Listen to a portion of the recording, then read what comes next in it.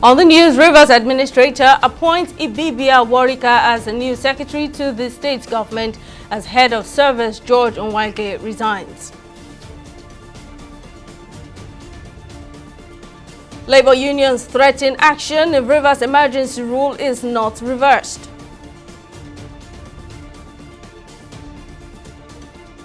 INEC faults petition to recall Senator Natasha Akpoti-Uduaghan.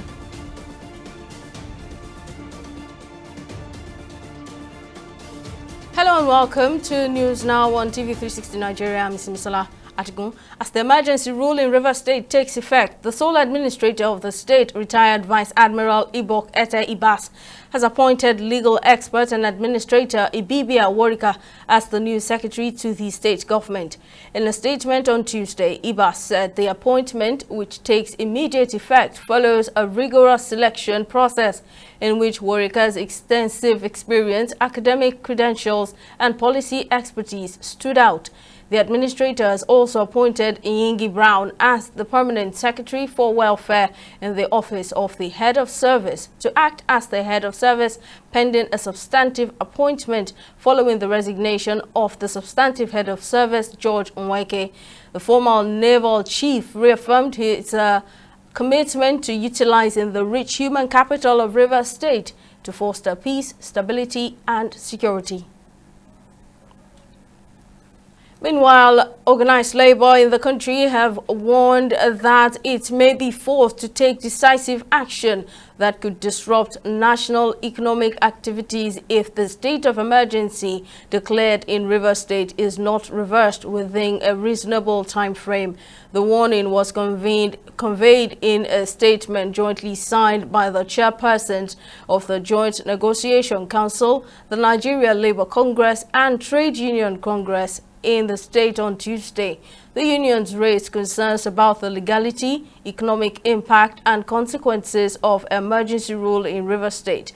They further criticized the president's action and described the federal government's move as unconstitutional and a direct attack on democracy, and insisted that such actions must be reversed to protect the integrity of Nigeria's democratic system.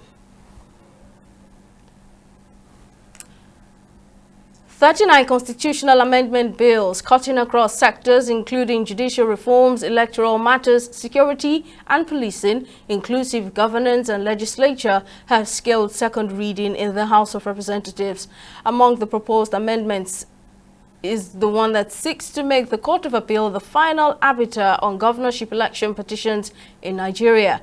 If passed, the bill will remove the Supreme Court from the appeal process in governorship disputes. The bill, sponsored by lawmaker representing Delta State Nnamdi Ezechi, seeks to alter Section 246 of the 1999 Constitution.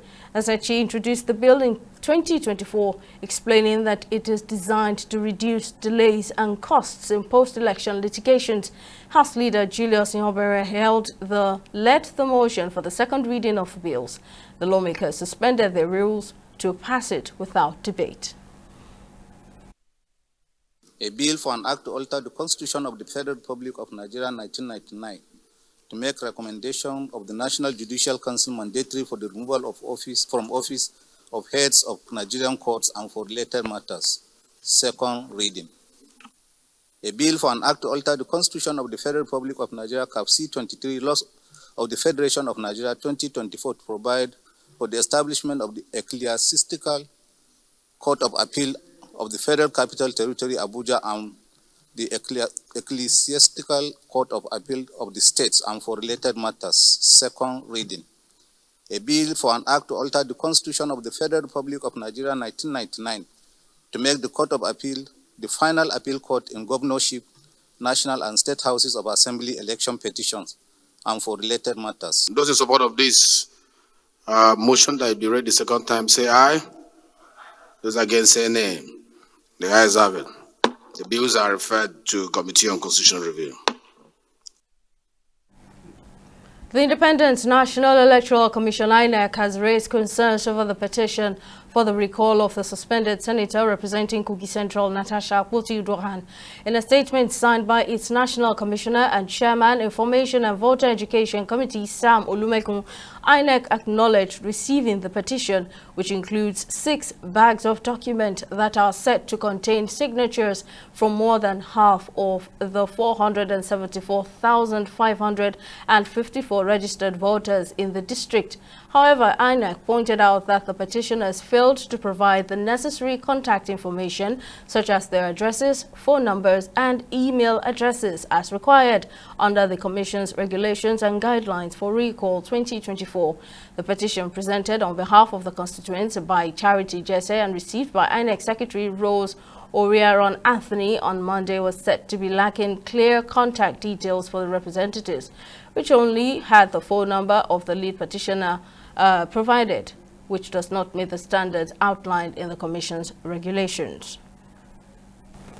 Joining me on the news to discuss these issues is political affairs analyst and legal expert Adewale Ajadi. Thank you very much for coming on the news. Now, there are two sides of argument here. Some lawyers have argued that escalating petitions to the Supreme Court prolongs legal battles and delays political stability in affected states, while also overburdening the apex court.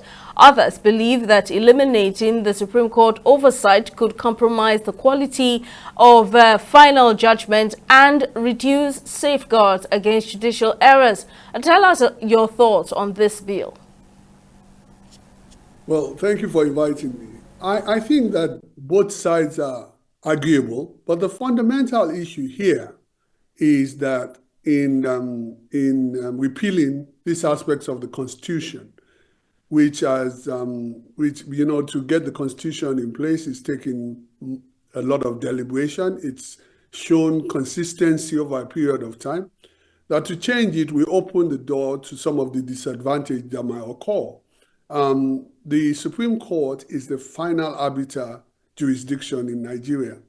Having the Supreme Court engage in something as important as the roles of governors and who becomes governor, I think is highly commendable. Taking it away and without making a strong case that establishes the reason for it from a policy point of view can be counterproductive. There is a lot of things that suggest that the direction we are going democratically needs reflection and patience, because the consequences will be far-reaching. If you take the role away from the Supreme Court as the ultimate check on processes for election in this particular executive position, it might be counterproductive, in my view. All right, now let me also get your thoughts on INEC rejecting the petition to recall Senator Natasha Akpoti-Uduaghan from the Senate due to absence of necessary contact information of the petitioners. But in hindsight now, do you think that there are enough grounds to recall her from the Nigerian Senate? Well, I have a very strong view on this. We are not just a representative democracy, but we should be also a participatory democracy. The symbolic signal of taking away one of the few female senators from the Senate, it will be profound for us. Women form nearly 50% of the Nigerian population. They're taxpayers, and they should be represented equally. The haste in which this is being done has cause for concern as well. The recall is being put together in weeks after a process that is contentious, that has not been completely resolved. She makes allegations that have not been completely treated. There's a court case ongoing. I don't know that we are actually watching a process that involves the voters of that senatorial region. And I think that it is right for INEC to be very rigorous in this process, because we might set a precedent. There's been, maybe not by design, but it might be by accident, there's been a way in which we have treated female representatives. Remember, there was a head of the House of Representatives who was a woman who was the head of the House of Representatives, and she was unceremoniously removed for allegations that many of the men that have taken the post could have been guilty of as well. We must be very careful that we do not relegate women consciously to second-class citizens in Nigeria, especially in the face of the fact that countries in Africa are making some progress. You saw Namibia has a female president, a female vice president. Nigeria has never had a female vice president. We've never had a female head of Senate, and we've only had for a few months a female head of House of Representatives. The way in which we treat women has to be questionable at best, and we have to be very careful that we don't maintain that record. Legal expert and political affairs analyst Adewale Ajadi, thank you very much for speaking to us. We really appreciate your contribution. Moving on, the Nigerian government has affirmed its resolve to equip Nigerian youths with the requisite skills to compete effectively as key players on the global stage. Vice President Kashim Shettima disclosed this at the launch of the Nigerian Youth Academy, a major initiative designed to equip young Nigerians with essential skills for global competitiveness as a bold response to low human capital index ranking, unemployment, and other barriers to the nation's progress. TV360's Victoria Akonde completes the report. The Vice President, who represented President Bola Tinubu at the event, says with a demography of 17 years set as the median age, Nigeria has one of the youngest populations in the world and therefore needs to invest in its youthful population to drive economic growth and innovation. The Nigerian Youth Academy will focus on three critical areas, namely education and skills development, economic empowerment and leadership, and civic engagement. Vice President Kashim Shettima emphasized the need for a skills-driven learning environment to ensure sustainable economic growth for the country. The Nigerian Youth Academy is therefore our bold response to this reality. Over the next 2 years, this academy will train and empower millions of young Nigerians. It will equip them with the skills, knowledge, and opportunities needed to compete with the rest of the world. This is not just an investment in their future, it is an investment in the future of our nation. We believe that education should not be limited to textbooks, but must build bridges between learning and doing, between tradition and innovation, and between local wisdom and global knowledge. That is what this academy sets out to achieve. Ministers at the event described the initiative as a transformative platform to empower young Nigerians with marketable skills.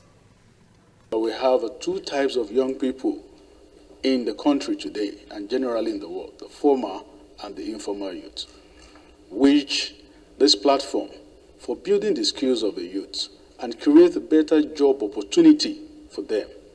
Mr. President, Mr. Vice President, the NIA is a platform that will close the gap for many of our youths.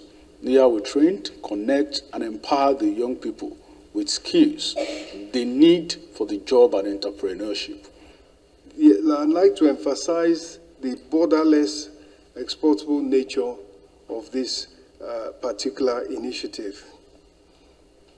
And you know, this is how we shift from an import-dependent, resource-dependent economy to a production and a services and a skills, export of skills-led economy by investing in our people and equipping them to deliver world-class services that are needed all over the world, right from here in Nigeria.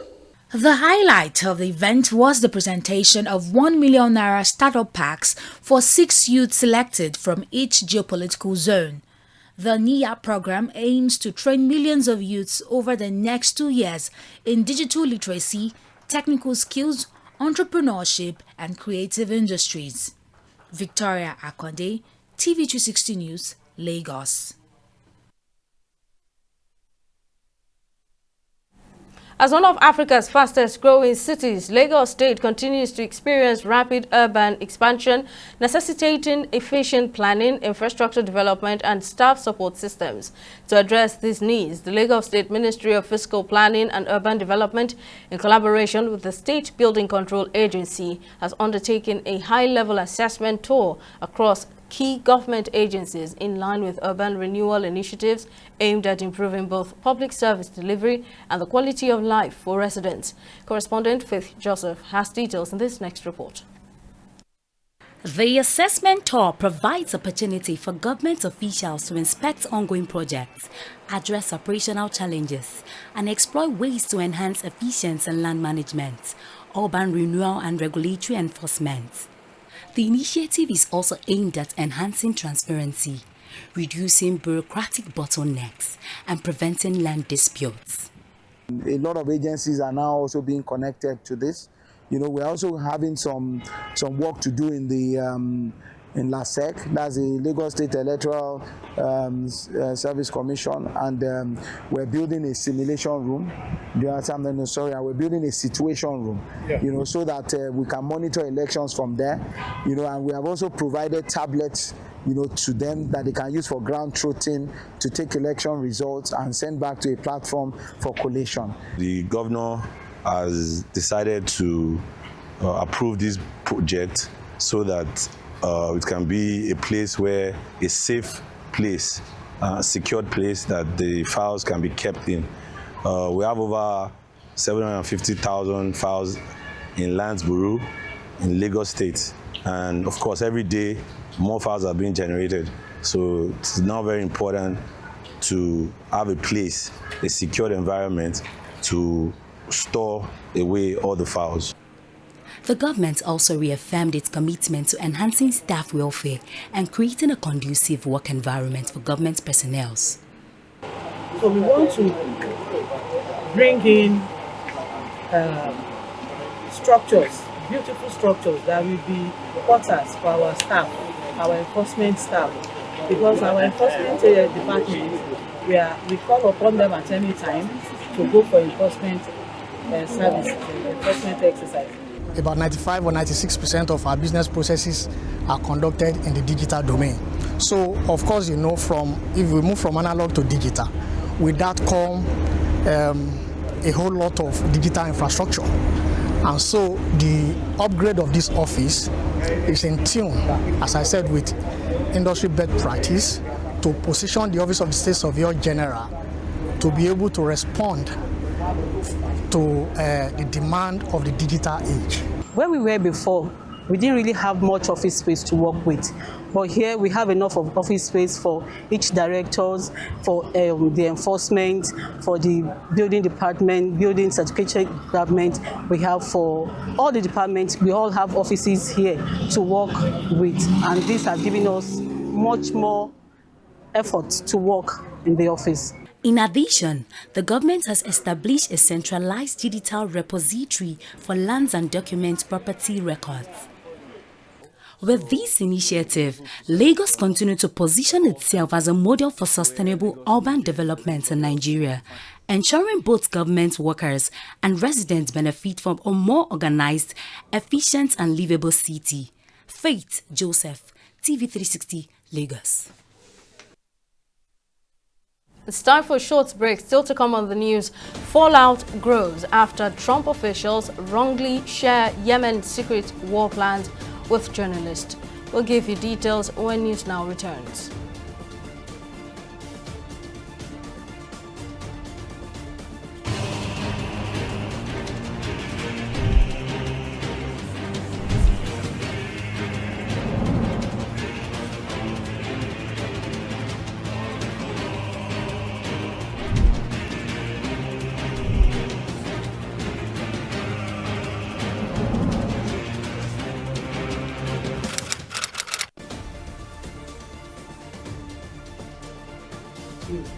Welcome back. Here's a recap of our top stories. Organized labor in the country has warned that it may be forced to take decisive action that could disrupt national economic activities if the state of emergency declared in Rivers State is not reversed within a reasonable time frame.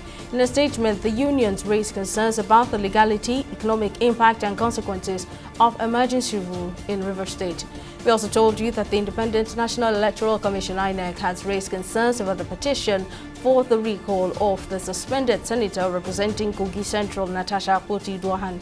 INEC pointed out that the petitioners failed to provide the necessary contact information such as their addresses, phone numbers and email addresses as required under the Commission's regulations and guidelines for Recall 2024. In case you missed any of our news bulletins, or for more updates, you can catch us on Limex World TV and AVO TV, or log on to our website on www.tv360nigeria.com. You can also follow us on our social media platforms on Twitter, Instagram and YouTube at TV360 Nigeria, or download our mobile app on Google Play Store, Huawei App Gallery and Apple Store, on Facebook or TV360 online.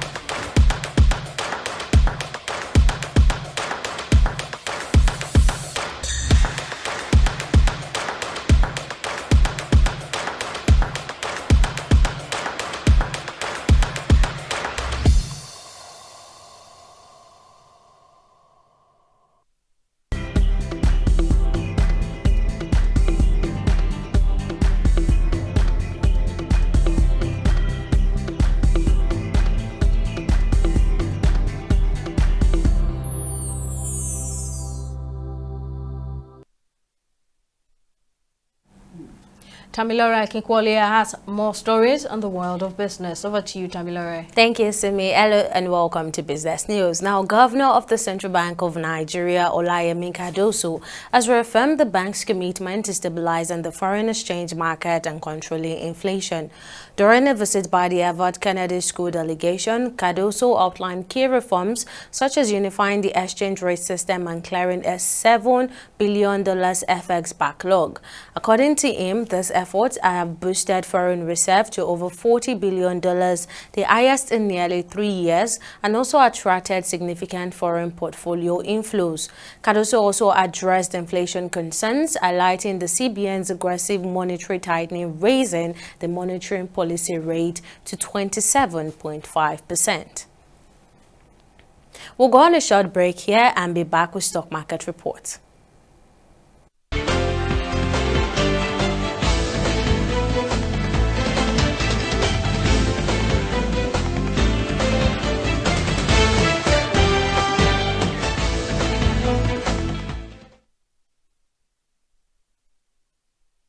And now for stock, for the second time this week, equities trading on the Nigerian Exchange Limited (NGX) closed on a positive note, with the market rising slightly by 0.04% on Tuesday.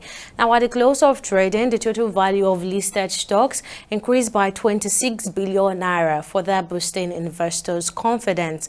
Leading the market's upward trend were stock from May and Bakers, Transact, Abe Mortgage Bank, and Consolidated or Mark Holdings. May and Baker gained 80 kobo, rising from 8 naira to 8 naira 80 kobo, reflecting a 10% increase. Transact also moved from 4 naira 80 kobo to 5 naira 25 kobo, adding at about 45 kobo. Now, in total, investors exchanged 349.3 million volumes of shares, worth over 15 billion naira across 12,450 deals. Access Holdings, UBA, Universal Insurance, Fidelity Bank, and Zenith Banks emerged as the most actively traded stock for the day. By the close of trading, the NGX climbed to 105 basis points, while the market capitalization increased to 66.214 trillion. Now, in the international markets, the UK FTSE and Japan's Nikkei mirrored the NGX positive performance, closing in the green zone. However, the US Dow Jones ended on a bearish note, recording a decline of 0.006%. On the currency market, the Naira traded at 1,570 Naira per US dollar, 2,025 kobo per Great British pounds, and 1,700 Naira per euros on the black market. Now, with the market stability upward movement, investors remain optimistic about continued stability and growth on the NGX. And that is it on both business and stock market review. Over to you for the rest of the news, Simisola. Thank you very much, Samila. And on the foreign scene, Angola has decided to end its mediation efforts in the ongoing conflict involving the M23 rebels, the Democratic Republic of Congo and Rwanda, citing failed negotiations and external interference. After nearly 2 months as the African Union's chair, Angola recognized the need to focus on broader continental priorities like peace, infrastructure, and economic development.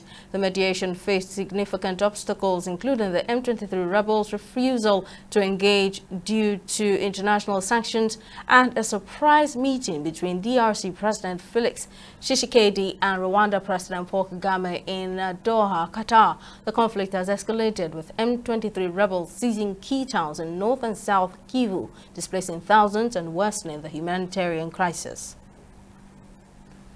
Top officials from the Trump administration have accidentally shared war plans in a messaging group that included journalist Jeffrey Goldberg just before the U.S. launched airstrikes on Yemen's Houthi rebels.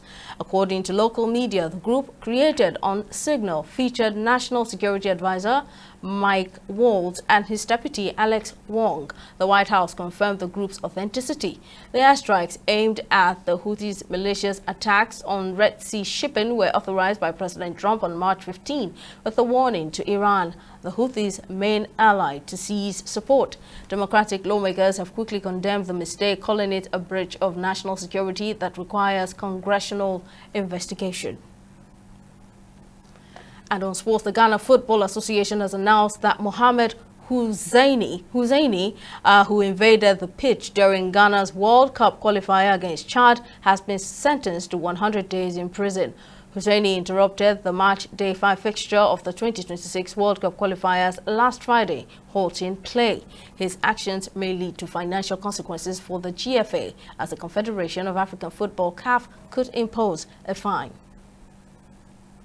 And former FIFA President Sepp Blatter and former UEFA President Michael Platini have been cleared of fraud for the second time. The two were accused of misappropriating over $2 million of FIFA funds in 2011. The Swiss Attorney General had appealed their initial acquittal, seeking 20-month suspended sentences. Blatter and Platini denied any wrongdoing. The Swiss Criminal Court's Extraordinary Appeals Chamber in Montreux, near Basel, ruled in their favor, clearing them of all charges related to the $2 million Swiss franc payment made by the Blatter-led FIFA administration to Platini in 2011. And that's it on News Now. Thank you very much for watching. We'll see you again next time.